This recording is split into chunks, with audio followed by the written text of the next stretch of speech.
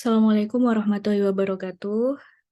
Perkenalkan, di sini saya Kurotu Sofia. Saya akan menyampaikan progres dari pengabdian kepada masyarakat yang kami ajukan. Gitu. Jadi pengabdian kepada masyarakat kali ini temanya adalah IBM HIPAM Kelurahan Giri melalui konsep infrastruktur sistem penyediaan air minum atau lebih umum dikenal dengan SPAM melalui jaringan perpipaan.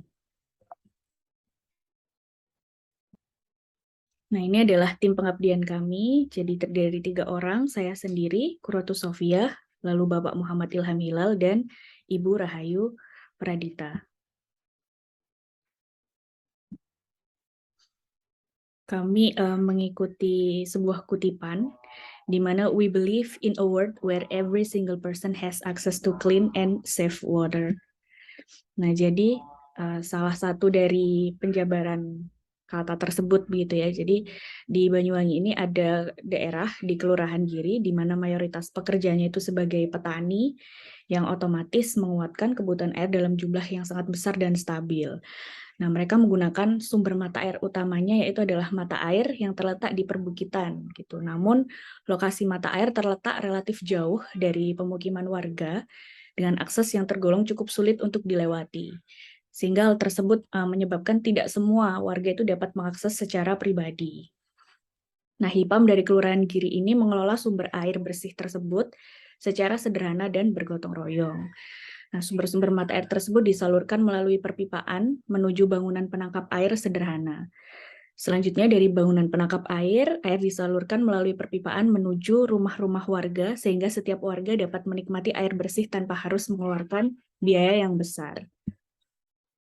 Nah, namun ini ada atau terdapat beberapa permasalahan yang mereka alami. Jadi seperti perpipaan sering sekali mengalami kebocoran, baik pada sambungan perpipaan maupun pada pipa itu sendiri, sehingga air yang keluar bercampur dengan angin. Lalu debit aliran air yang keluar belum konsisten, kadang aliran air yang keluar bisa deras sekali, namun kadang juga sangat kecil. Selanjutnya belum ada sistem penampungan air ataupun reservoir sementara yang menuju ke rumah warga, sehingga air keluar terus-menerus gitu sekalipun tidak digunakan. Nah, itu kan merupakan salah satu pemborosan. Nah, ini adalah beberapa solusi yang dapat kami tawarkan. Yang pertama yaitu penyuluhan tentang pentingnya kebutuhan air bersih, serta konsep infrastruktur SPAM melalui jaringan perpipaan. Selanjutnya adalah praktik dan pendampingan pemasangan sambungan perpipaan. Ini adalah beberapa pelaksanaan pengabdian kepada masyarakat yang sudah kami lakukan.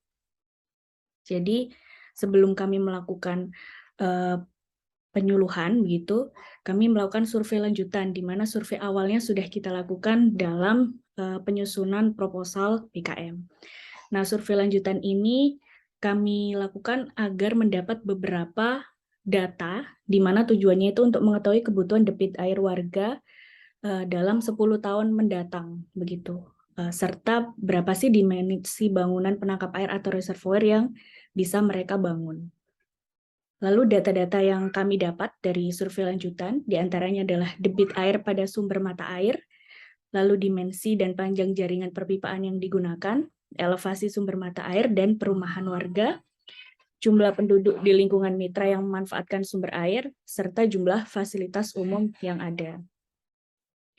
Nah, setelah kita melakukan survei lanjutan, kami laksanakan sosialisasi dan penyuluhan program kerja. Jadi di sini kami sampaikan kepada warga bahwa dari usulan-usulan atau dari diskusi yang telah dilakukan terkait permasalahan yang mereka alami, maka kami akan mewujudkannya dalam bentuk penyuluhan dan juga praktek serta pendampingan pemasangan perpipaan.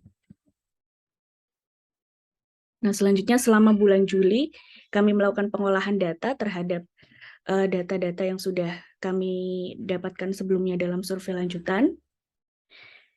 Jadi hasil yang didapatkan adalah di mana debit pada sumber mata air itu didapatkan sebesar 0,007 meter kubik per detik.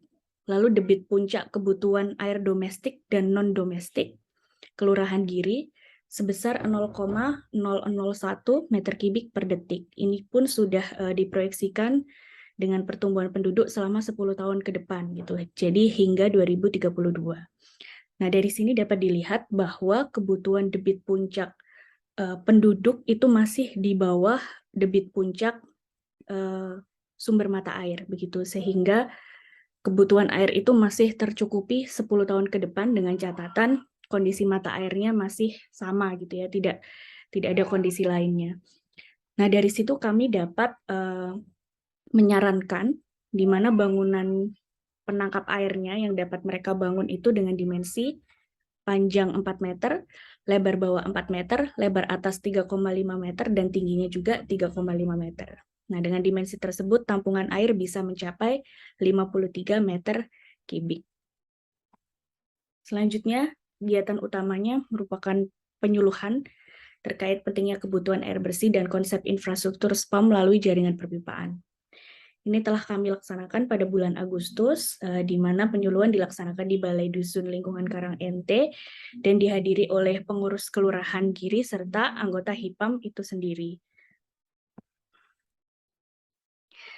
Nah, dalam kegiatan penyuluhan tersebut, alhamdulillah mendapat sambutan positif dari warga. Hal tersebut dapat dilihat dari antusiasme warga dalam mengajukan berbagai pertanyaan, baik dari permasalahan yang mereka alami maupun dari pemaparan materi yang telah kami sampaikan.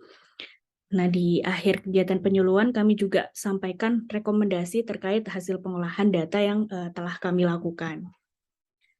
Selanjutnya, kita melakukan praktik dan pendampingan pemasangan sambungan perpipaan. Gitu. Jadi, kita perkenalkan dulu sambungan-sambungan pipa itu seperti apa, ataupun dalam kegiatan proses menyambung pipa itu apa saja sih alat dan bahan yang harusnya ada. Seperti itu. Setelah mengetahui jenis, perbedaan, dan fungsi dari masing-masing komponen, selanjutnya dilakukan demonstrasi terkait pemasangan sambungan perpipaan. Nah, di sini juga kami menyerahkan beberapa produk BMN, seperti ada pompa air, meteran air, air vent valve untuk mengeluarkan udara dalam jaringan perpipaan, sehingga air yang keluar dari pipa itu murni air, tidak lagi ada angin, gitu, dan paket alat pemotong pipa. Nah, luaran kegiatan lainnya dari PKM ini adalah diantaranya publikasi jurnal nasional ber-ISSN. Di sini kami sudah melakukan submission pada Jurnal Pengabdian Masyarakat J Dinamika pada bulan September. Lalu publikasi media massa elektronik, publikasi kami lakukan melalui Radar Banyuwangi Online pada bulan Agustus setelah kami lakukan penyuluhan. Dan video pelaksanaan kegiatan dapat dilihat melalui channel YouTube dari akun Kuroto Sofia. Terima kasih. Demikian laporan yang bisa kami sampaikan terkait proses pengabdian kepada masyarakat yang kami usulkan.